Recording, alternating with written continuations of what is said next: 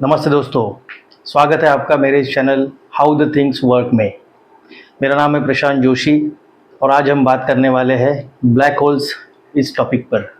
दोस्तों, ये टॉपिक थोड़ा वास्ट था, इसके लिए मैं इस वीडियो को दो भाग में डिवाइड करने वाला हूँ। और आज हम बात करने वाले हैं पहले पार्ट के ऊपर, फर्स्ट भाग के ऊपर इसके, जिसका नाम है ब्लैक होल पार्ट 1। तो दोस्तों, अगर ये आपको मेरा वीडियो अच्छा लगा तो इसे लाइक, शेयर और सब्सक्राइब ज़रूर कीजिए और इस वीडियो को अंत तक ज़रूर देखें। तो दोस्तों, सबसे पहले बात करते हैं ब्लैक होल की डेफिनेशन क्या है, यानी ब्लैक होल की व्याख्या क्या है। तो दोस्तों, ब्लैक होल जो होता है वो एक ऐसा स्ट्रॉन्ग ग्रेविटी वाला रीजन होता है स्पेस में, जहाँ पर कोई भी चीज़ जो है वो खिंच जाती है, ऑटोमेटिकली उसमें एब्सॉर्ब हो जाती है। यहाँ तक कि लाइट भी ब्लैक होल से पार नहीं हो सकता। तो स्पेस में जो जो स्पेसिफिक रीजन होता है जहाँ पे ब्लैक होल जहाँ पर होता है, वहाँ पर जो डेंसिटी होती है वो इतनी कॉम्प्रेस्ड होती है, इतनी स्ट्रांग होती है कि वो यूनिवर्स के कोई भी चीज़ को अपने आप में समा लेती है, उसे एब्सॉर्ब कर लेती है। तो दोस्तों, ये तो हो गई इसकी डेफिनेशन ब्लैक होल की, जो हमें बेयर आइज से नज़र नहीं आते। इन्हें डिटेक्ट करने के लिए जो होता है स्पेसिफिक टेलीस्कोप्स होते हैं, कुछ साइंटिस्ट लोगों ने कुछ इन्वेंशन किया है जिसके ज़रिए हमें पता लग सकता है। उसके बारे में मैं मेरे नेक्स्ट पार्ट में बात करूँगा। तो दोस्तों, ये हो गई डेफिनेशन ब्लैक होल की। अब हम बात करते हैं एनाटॉमी ऑफ ब्लैक होल, यानी जो ब्लैक होल है उसमें डिफरेंट डिफरेंट जो सेक्शंस है उसके कुछ नाम दिए हैं साइंटिस्ट लोगों ने, जिसे हम लोग स्ट्रक्चर ऑफ ब्लैक होल बोलेंगे। तो इसमें सबसे पहला है ये इंपॉर्टेंट कुछ 5 है जो मैंने यहाँ पर मेंशन किए हैं। इसमें सबसे पहला है सिंगुलैरिटी। तो सिंगुलैरिटी क्या होती है दोस्तों? तो जो ब्लैक होल होता है उसके जो सेंटर में जो पूरा जो मास होता है, हाई डेंसिटी हाई मास, जो कॉम्प्रेस्ड में एक स्मॉल स्पेस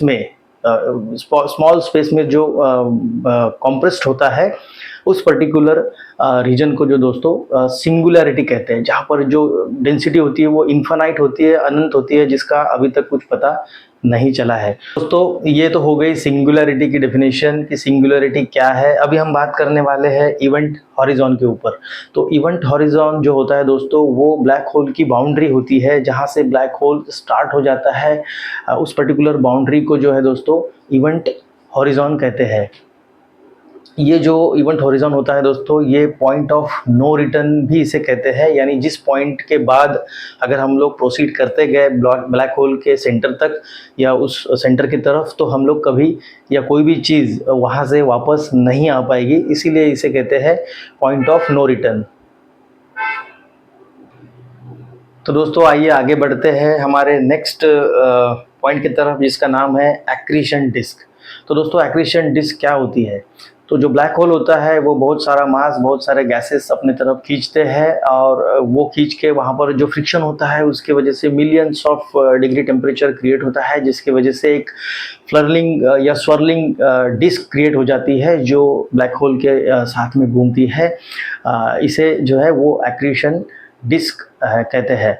इसका जो ये जब यहाँ पर जो गैसेस और जो मैटर जलते हैं, इसके वजह से यहाँ पर बहुत सारा लाइट भी क्रिएट होता है, जो दूर से बहुत चमकीला दिखता है, जो टेलीस्कोप से डिटेक्ट होता है।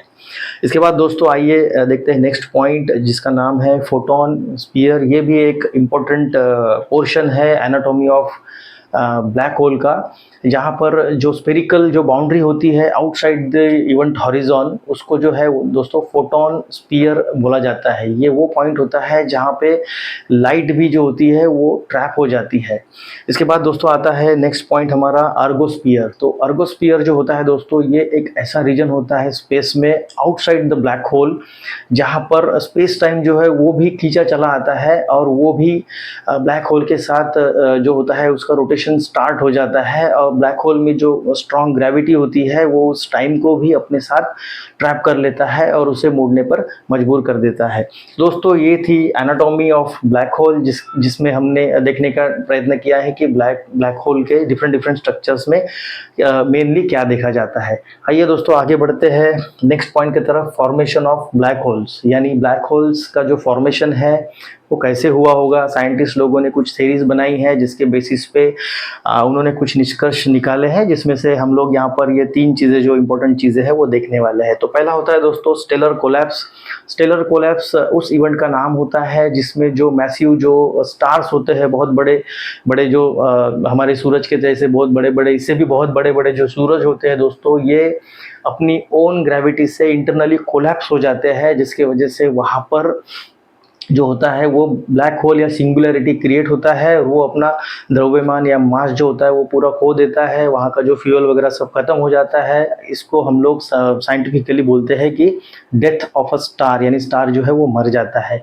इसके बाद में वहाँ पर जो होता है दोस्तों उसके आजू बाजू के जो मैटर होता है या गैस होता है वो वैक्यूम में खींचा चला जाता है, जिसकी वजह से स्टेलर कोलैप्स के फॉर्म में ब्लैक होल जो होता है क्रिएट होता है। इसका जो साइज़ होता है दोस्तों वो 3 to 10 टाइम्स, मिनिमम साइज़ जो होता है वो 3 times to 10 times of our sun, जो हमारा जो सूरज है उससे इतनी इसकी साइज़ बड़ी होती है।